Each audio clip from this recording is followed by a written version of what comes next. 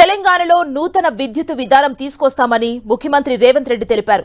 ఇతర రాష్ట్రాల విధానాలను అధ్యయనం చేయాలని అధికారులను సీఎం ఆదేశించారు. శాసనసభలో చర్చించి కొత్త విధానం అమలు చేస్తామని పేర్కొన్నారు.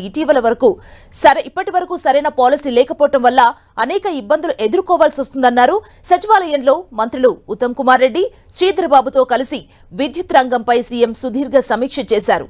తెలంగాణలో విద్యుత్ ఉత్పత్తి, కొనుగోళ్లు, వినియోగం, నిరంతర సరఫరా, గృహజ్యోతి పథకం అమలుకు చర్యలు, డిస్కంల పనితీరు, ఆర్థిక పరిస్థితి వంటి అంశాలపై చర్చించారు.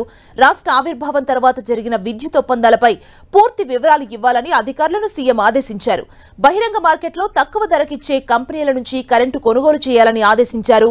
ప్రజలకిచ్చిన మాట ప్రకారం రాష్ట్రంలో రైతులకు 24 గంటల ఉచిత విద్యుత్ ఇచ్చి తీరాలని స్పష్టం చేశారు. ప్రభుత్వ పరంగా విద్యుత్ ఉత్పత్తి పెంచడానికి మరిన్ని సంస్థల్ని ఏర్పాటు చేయడానికి ఉన్న అవకాశాలను పరిశీలించాలని సీఎం సూచించారు.